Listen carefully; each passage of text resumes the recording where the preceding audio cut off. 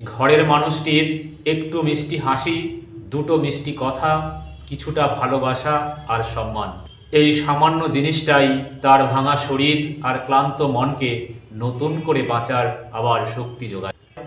তুমি কিছুই পারো না, তুমি আমার জন্য কিছুই করো না, তুমি আমাকে সুখ দিতে পারো না।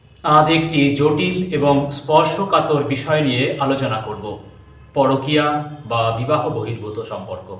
এই ধরনের সম্পর্কগুলি প্রায়ই সামাজিক এবং ব্যক্তিগত জীবনে গভীর সমস্যার সৃষ্টি করে, যা গভীরভাবে মানুষের জীবনকে প্রভাবিত করে।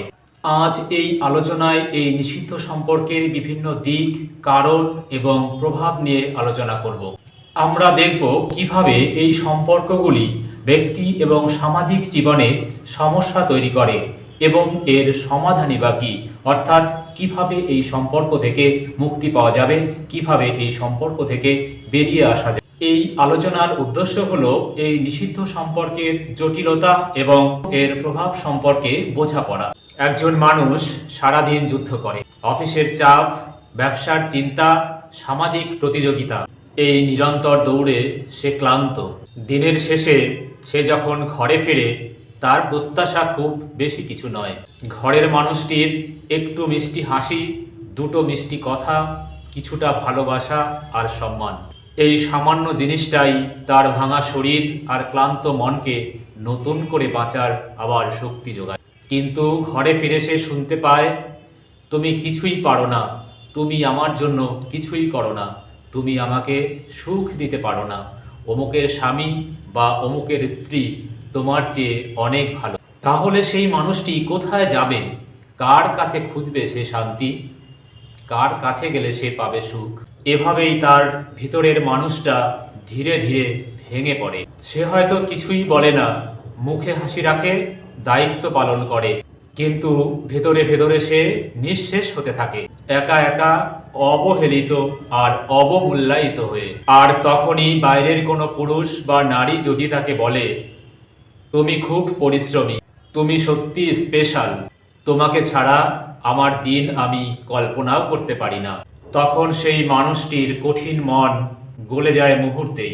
কারণ ঘরে যে যত্ন, প্রশংসা, সম্মান সে পায়নি, সেইটুকু উষ্ণতা সে বাইরে থেকে পেয়ে নিজেকে আবার জীবিত মনে করে। এভাবেই জন্ম নেয় এক নিষিদ্ধ সম্পর্কের, যা শুরু হয় এক নিরীহ আলাপ থেকে, তারপর ধীরে ধীরে জড়িয়ে পড়ে আবেগ, অনুভূতি আর শরীরের বন্ধনে।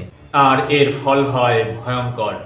ভেঙে যায় সংসার, স্বামী হারায় তার স্ত্রীকে, স্ত্রী হারায় তার স্বামীকে, সন্তান হারায় তার মাকে বা তার বাবাকে, হয়তোবা স্বামী স্ত্রী উভয়ই হারায় তার ঘর, সম্মান, তার বাঁচার আসল ঠিকানা। মনে রাখবেন, প্রশংসা হলো সম্পর্কের সবচেয়ে বড় দুর্বলতা, আবার সেটাই তার সবচেয়ে বড় প্রেরণাও। আপনার দুটি সান্ত্বনার কথা, একটুখানি প্রশংসা তাকে দুনিয়ার সবচেয়ে শক্তিশালী মানুষে পরিণত করতে পারে, আর সেই প্রশংসার অভাবই তাকে ঠেলে দিতে পারে অন্যের আশ্রয়ে, অন্যের বাহুতে।